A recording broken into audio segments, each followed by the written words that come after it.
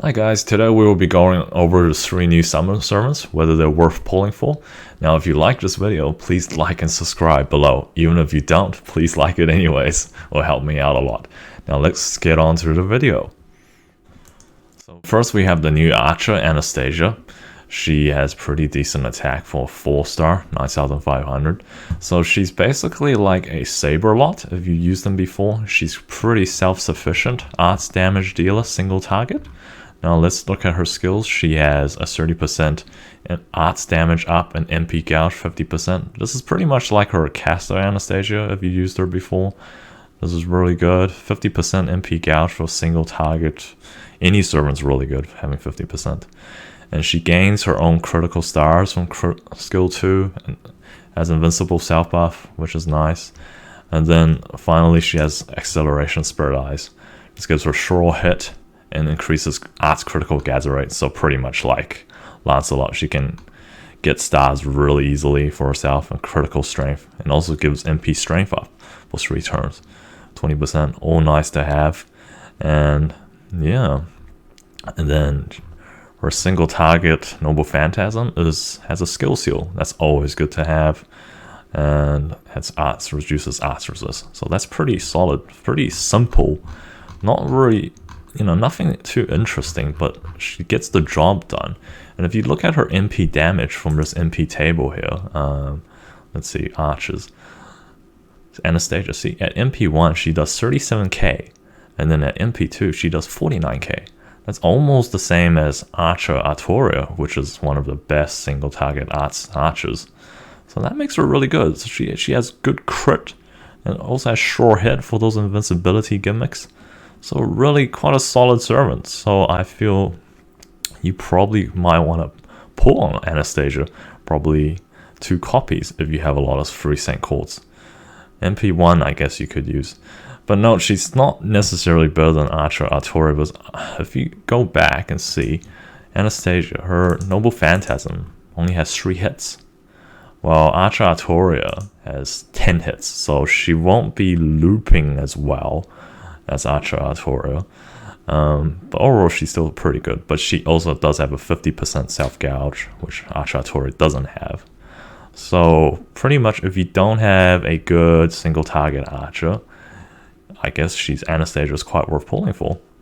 But if you do have one, or even a MHXA, Mysterious Hero Alta, who got buffed a lot, then maybe you don't really need her. But she's not bad. She doesn't seem too bad. And she's quite waifu if you like her. But definitely get MP2. So yeah. She's also better than Chloe One Iceburn, the other popular one. If you have a look, Chloe One Iceburn. Chloe One Iceburn at MP5 is 47k, 985 damage. While if you look at Anastasia, she beats her just at MP2. So I say she's decent if you don't have Iceburn, and you get her at MP2. MP1 might not be so great. Well, I just saying. The next 4-star we have is the caster Charlotte Corday. So she's like most casters, her attack is really low, 8.4k. But her skills are pretty good. If you look at her first skill is increase on arts card effectiveness. Okay, alright, 30%, alright. But the good thing is, if you look, she has a team-wide away. This is effectively the same as David and Tristan's Harp of Healing, but Corday has much more better support capabilities than them. And then she also has a bonus of confusion on enemies, 30% skill seal. Okay, that's just a bonus. She has more skill seal, and she can also generate critical stars for your team. And then also she has a team-wide MP strength up, 20%. That's pretty good. Pretty good team utility right there. And lastly, she has an MP gouge for an ally and herself at the same time. This is quite a unique skill, but she's pretty much a very good support unit. Gives 30% gouge and also gives 20% MP strength for allies.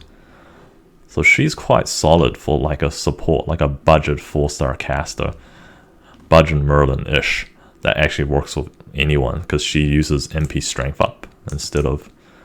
So I feel just Charlotte's pretty good. Like, you probably might want to just pull one copy of her.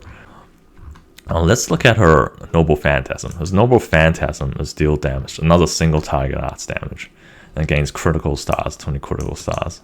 So I guess that's nice. She can help gain more stars for your team. Well, she already has the stars per turn. Pretty much like Merlin, pretty much. Yeah, I say she's like a budget 4-star Merlin. Like, probably you might want to pull one copy of her, I say. Now, if we look at her MP damage, 42k just at MP1. So that's like the second highest single target damage for a caster. That's pretty good. Although she's probably not as good as looping because she doesn't have a self. Oh, she does have a self gauge 30%, but yeah. But I feel mainly you're probably gonna pull her for support capabilities, not for MP damage, unless you really do need a single target caster. I guess she's not bad to have around. So that's Charlotte Corday. And finally, we have Okita Saber version. So overall, she is pretty good. She's a pretty good quick unit. That is very high attack. It's probably one of the highest attacks for Sabers, I would say. 12,465. So let's look at her kit. She has a MP strength, attack, this is for her self-steroid, attack up 30%, 20% quick, and 20% buster. Pretty good. Just pretty standard, nothing interesting. And then she has her own MP gouge up 30% and 50% damage, star gather. Wow, that's pretty good. So she's pretty self-sufficient. She can increase her own critical strength to get her own stars. And she's probably the only quick looping servant here with 30% gouge. Like, the strongest one with Scotty right now is Dante's, and he has no 30% gouge. And on top of that, she also has MP gain. Not as good as Dante's 50% golden rule, but that's still pretty good, 30%. So she can loop. She has an AoE quick MP. Remove defensive buffs. Okay, that's alright. Not everyone has that, especially for farming. But so yeah, she seems really solid for a Scotty team. Like, she has the MP gain and the quick self damage up, so she can loop. And probably helps with uneven nodes as well, since she has MP gouge, unlike Dante's. So really good. But you have to understand, quick right now in JP is pretty much dead. Quick isn't in a good spot right now. So she might not be worth pulling if you already also have your own good AoE sabers like Artoria or Muramasa, who came out recently.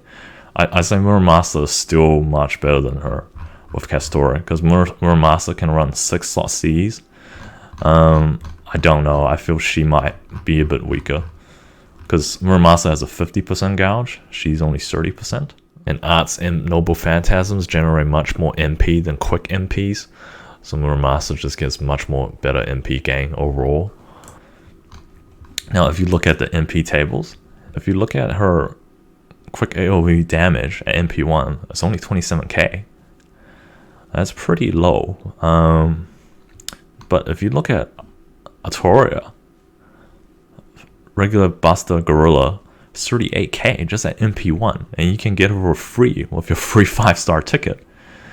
It does feel it may not be worth your St. Quartz if you're pulling Okita Saber just for gameplay purposes, because she, even at MP2, her damage is 36k, and worse Artoria, who's 38k just at MP1. And Artoria has recently been really buffed because of Koyanskaya and Oberon. She can pretty much loop like effortlessly against any different node varieties, even singular enemies, not just 3/3/3s. So I feel Okita Souji has quite a lot of competition for her.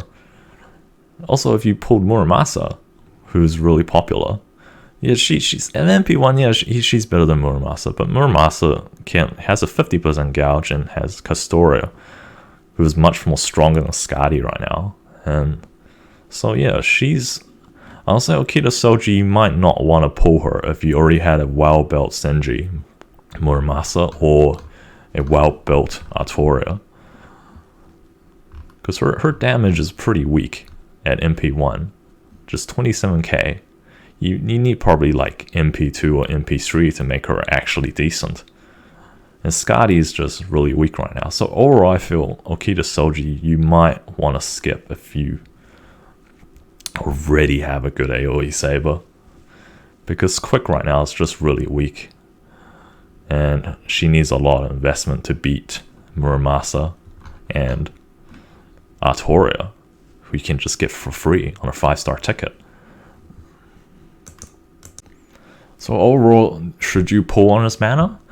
I say probably you should wait a bit. See what happens in banner 2. The second banner is going to be likely have Karma show up. And Karma being a Sakura face is possibly going to be OP, because I don't know any bad Sakura faces. Parvati and Karma were all good servants when they came out. But if you do want to pull this banner, maybe just pull a little bit for the 4 stars. I feel Charlotte Corday is like quite a decent budget Merlin. If you don't have Merlin, she's a great pull, I feel. Just getting 1 copy of her. And 4 stars are much easier to get than 5 stars. Anastasia, I say, is decent archer. She has decent single target archer. She's also built. But if you happen to have Chloe von Einsburn at MP5, then it's probably safe to skip Anastasia, unless you get Anastasia at super high MP levels. Now for Okita Souji, as I said, I feel you could skip her unless you really like her. She's a quick servant. She relies on Scotty, and Scotty loops are not as strong as Arts and Buster right now. Quick is just very weak. Okita needs heavy investment. Her damage is too low at MP1. You need her at MP2 just to be okay with Scotty. So that may not be worth your money. So that's my opinion. So yeah. Hi guys, thanks for watching. Now I'm gonna be pulling hard on this summer banner regardless of what I said in this video, with a whopping 2,867 Saint QUARTZ. Come and watch the pain and suffering on my Twitch channel in the link below. Times will be listed below. I'll also be doing a surprise giveaway for a summon, so please watch me on Twitch. More details will follow. Thank you.